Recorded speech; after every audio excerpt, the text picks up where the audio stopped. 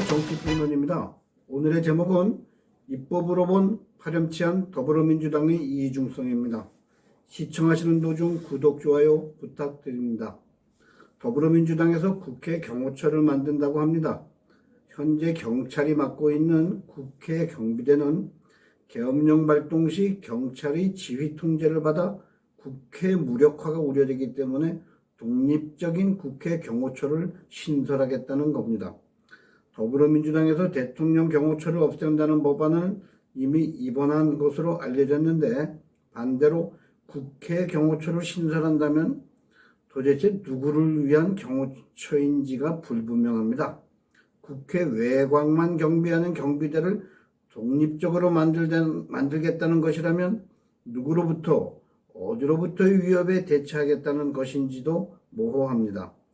대한민국 국회에 대한 위협이라면 당연히 북한 등 외적으로부터의 위협을 말해야 할 텐데 그런 것 같지는 또 않습니다.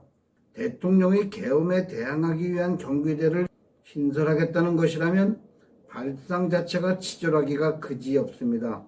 사기 내란 말고 진정 내란이라도 저지르겠다는 것인지 궁금하기만 합니다. 조기 대선을 꿈꾸는 이재명이 대통령이 된다면 그럴 리는 없겠지만 잘못 만든 경비대는 어찌할 것인지 궁금합니다. 물론 이것도 대통령의 거부권이 있기 때문에 실현되기는 어렵겠죠. 저들은 또 다른 후한무치한 법안을 발의했습니다. 발의자 복귀왕, 이름이 특이하죠. 바둑에서 복귀자라는 복귀왕인 줄 알았네요.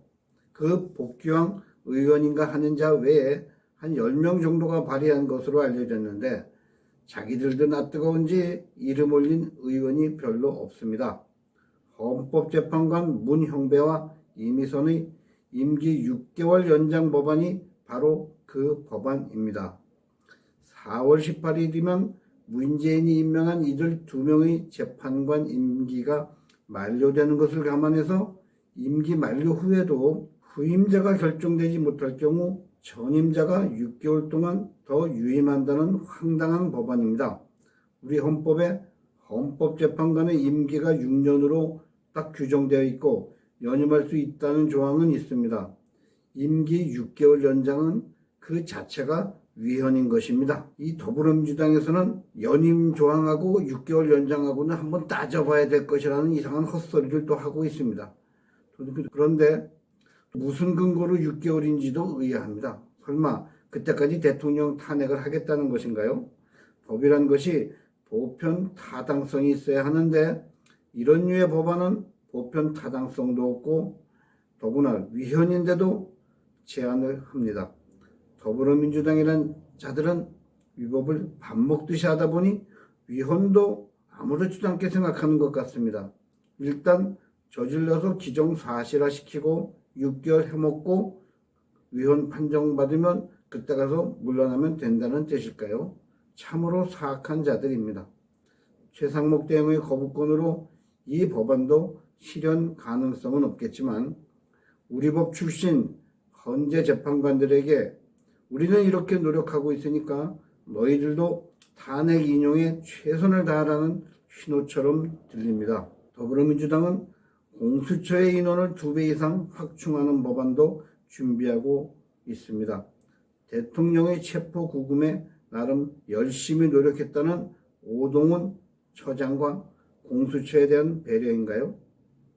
국민들은 이 공수처, 어쩌면 꼼수처가 맞겠죠. 이 꼼수처가 대통령에 대한 불법 구금을 저질렀을 뿐 아니라 무능력한 수사기관으로 국민 세금만 연간 200억 원씩을 축내는 없애야 할 비효율적인 기관으로 지목하고 있는데 더불어민주당 생각은 다른 것 같습니다. 저들은 항상 국민들의 보편적인 생각과는 다른 방향으로만 갑니다. 거대 조직보다 종북 카르텔 출신들이 밀집해 있는 공수처가 의사소통도 자기들과 원활하고 일사불란하다고 여기는 것 같습니다. 그래서 이번 기회에 더불어민주당 직할 수사대로 만들어 마음에 들지 않는 고위공직자들을 부담이 큰 탄핵소추를 거치지 않고 부정부패 등과 연결시켜 제거하려는 음모의 일환으로 보입니다. 보다 보니 정상적인 법안이 없네요. 항상 음모나 흉계와 연결이 되네요. 이재명이 사법 리스크 없애려는 공직선거법 개정안은 거론하기조차 민망한 법원이라 그냥 넘어가겠습니다. 더불어민주당이 입법 추진 중인 법안치고 친민생 법안은 찾아보려야 찾아볼 수가 없습니다. 저들은 포퓰리즘 법안을 내놓고 민생 법안이라고 포장하는 게 일수입니다. 반면 더불어민주당은 정부가 하는 일에 대한 엇박자 입법 방해 공작에도 최대한 노력을 기울입니다. 우리 경제가 잘 되고 국가가 잘 되면 자신들이 권력 탈취에 방해가 된다는 전근대적인 사고에만 사로잡힌 것 같습니다. 그런 류의 입법 방해가 수십 건이나 되기 때문에 일일이 열거하기도 힘들지만 몇 가지 예를 들어 보겠습니다. 첨단 산업 유치 및 가동이 시급한 전력망 확충 법안이라든가 원자력 발전소 운영상 절실한 고준위 방사선 폐기물 처리장 설치 특별법, 또 방위산업 지원 특별법, 반도체 산업 지원 특별법 등 국가적으로 꼭 필요한 법률에 대한 처리를 방해하고 있습니다. 반도체 산업 특별법은 가장 핵심인 주 52시간 근무제의 탄력 적용을 제외해 놓고 그것 때문에 무산된 것을 국민의힘 탓으로 돌리고 있습니다. 그러면서 이재명은 더불어민주당이 원래부터 중도 보수 정당이라고 주장합니다.